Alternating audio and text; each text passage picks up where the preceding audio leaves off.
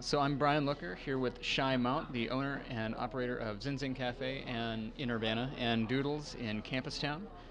And this is our first trial of sort of a new, maybe human book sort of program, cooperation between the Urbana Public Television and the Urbana Free Library. Let's see. So Shai, if you could please tell us a bit about where you're from. I know you're not from here originally. You came out here from California. Yeah, I came. You want me to lean in? Okay. Yes, I came from California and originally born in Malaysia, raised in France. I came to the United States when I was about 12 years old. Went through high school, college in California, then lived all over the U.S., ranging from California, of course, to Arizona, to Jersey, New York, to Hawaii, and now the Midwest. Came out here about 3 years ago to open this restaurant here that my mom wanted me to move here and open this restaurant in specifically. At that time, I wasn't really looking to do another restaurant. This is my fourth business venture. After my third one, I said no more. Of course, I always say that. I said that after the first one, the second one. After the third one, it was really kind of like no more deal because I went into the mortgage industry for about 2 years. Of course, with the economy going down, I kind of had to look for something else, and I thought, why not? I felt it was a bit of a risk because there was no Vietnamese restaurant here in town. So originally, I had an idea for an Asian fusion restaurant, bring some of my favorite dishes that are semi-Americanized, semi-Asian. But 3 months prior to finally opening the restaurant, I decided to just really make it a Vietnamese restaurant. And what I serve here are a little bit of my favorite dishes. Some are like the pho, of course, which are found in every Vietnamese restaurant. And then the sandwiches, which are usually not found in restaurants, but in Vietnamese bakeries. And so I decided to combine the two, which is kind of neat, and I thought it'd be kind of safe because sandwiches, does not love sandwiches? But there are still some out there that are a little skeptical because they've never heard of an Asian sandwich. The history behind the banh mi sandwich is the fact that Vietnam was colonized by the French, brought over the French bread, boom, it came out a street sandwich called the banh mi. I had a question about that because I thought, okay, I'm going to talk to the owner of a Vietnamese restaurant. I better check out some of the Vietnamese cookbooks at the library and see what I can figure out. And pho. I'm so bad at pronouncing pho.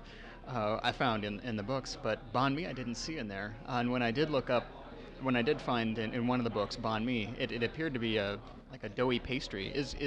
I guess this is a bit of a fusion thing if it's Vietnamese and French. But is there any is there any Americanization of the banh mi or anything else that you serve here? When you want to say Americanized, I've, of course, took the sandwich and made some of my own creation. Couple times I've done a pastrami sandwich, banh mi. I've also done a spam banh mi sandwich. And there are a couple others on the menu. Yeah, there's another sandwich on the menu that I have on there now, which is ground beef curry, which is my take of a sloppy Joe. Except that instead of a hamburger bun, I do it on a French baguette, just like a banh mi sandwich. The other restaurant you're running in town now, Doodles, sounds a little bit less traditional. I don't know if you want to talk about it a little bit. Sure. I've recently opened a new campus store called Doodles. I serve instant ramen noodles, milk and cereal. I do sushi bentos. The concept is basically quick food at a very affordable price for the college students. I didn't know about the sushi bentos. Now I really need to go over there. And that's on what is that? John Street? John Street. Gotcha. Okay, that's between like 4th and 6th. 5th and 6th. Okay, so this is your fourth restaurant. And your fourth one. And I was wondering what sort of things you did beforehand. I remember you telling me once about delivering sushi rolls to like Safeways in California and whatnot. So what were your earlier food ventures? I'm also curious about how you got into it. I know it's come up in conversation before, people asking if you've always been interested in cooking food and whatnot. Sure. Well, since coming here to the United States, my parents started out with their first business, which was a donut shop. They also had a couple Chinese restaurants, fast food, Panda Express-like, with the whole buffet table where you get to pick your items. They also had a couple dining restaurants. And throughout high school, my parents had a one business that I particularly ran for them. That was my after-school job. It was called Donuts and Burgers. It was half a donut shop and half a burger joint. So I used to cook breakfast there and cook the burgers and whatnot. Soon after that, I actually had my own Chinese kitchen, which was a fast food Chinese uh, um, kitchen that was inside of a supermarket, kind of what you see in the malls, in the food court. So I was in the food court of a big supermarket doing Chinese food. I did that for about a year. Soon after that, I moved on to doing sushi. And I did sushi for about almost 8 years, I want to say, different states. Doing sushi in the late 90s was very, very fun because sushi was like the new food out there. So I did that for a while, then I kind of stopped. Then around '03, I had bought over a donut shop, a coffee shop over in Mesa, Arizona, and that was really fun. Really got in touch with what I did, what I liked instead of what I wanted to do to make money. Owning a coffee shop was something that I always used to hang out at, so I thought, hey, I want to create an atmosphere for people to hang out. Unfortunately for me, it wasn't a great investment because Starbucks was right across the street. Uh, but it was still fun nonetheless. It didn't translate to dollars, so I had to kind of give that up as well. That's when I said I was going to quit. I was just too tired working 14 to 16 hours a day, 6 to 7 days a week. I just couldn't do it no more. I just, I really want to say that sometimes, um, money isn't everything and happiness is more important. But I do enjoy the customer relationships that I build and just providing something that someone likes, that is unique and that is anti-corporate. I've always been a fan of small mom and pop shops. I'm the kind of person who hates shopping malls. I hate the franchise restaurants.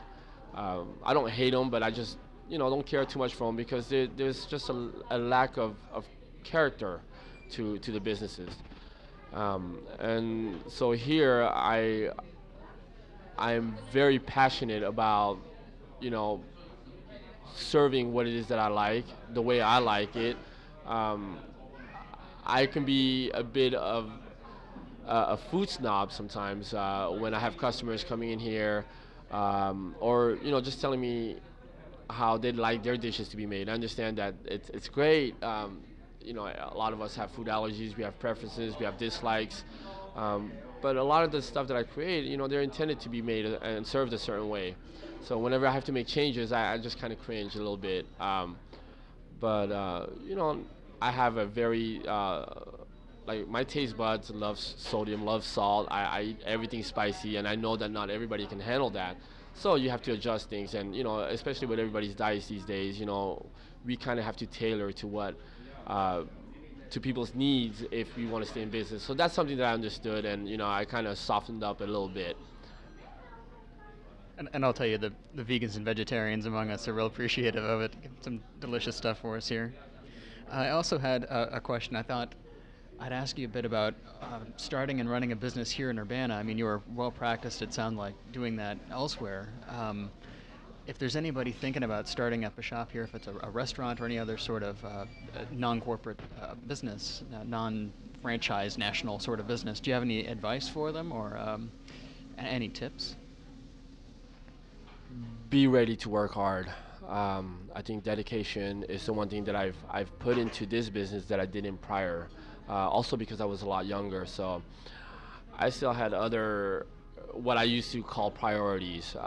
This is my first and foremost priority. I get in a lot of fights with my family. I don't spend time with my friends. And it takes away. I also, sometimes overlook my own health just for the sake of the business, and that's something that everybody tells me it's not right.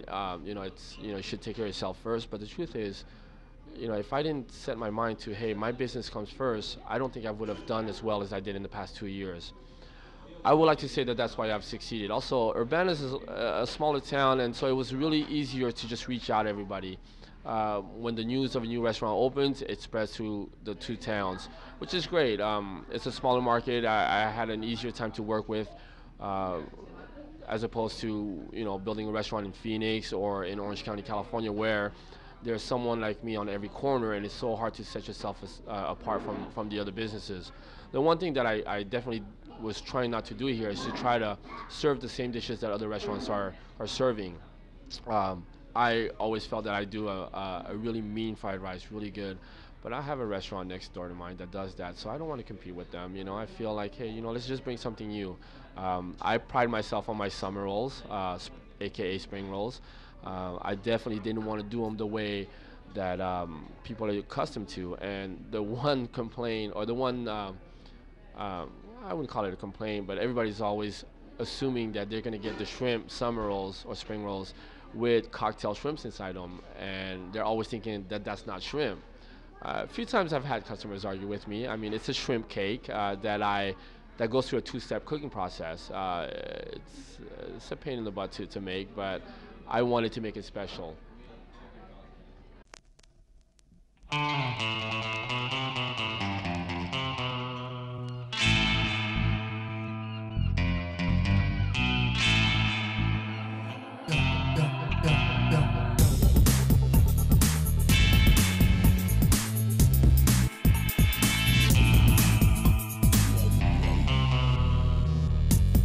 Groove modulation.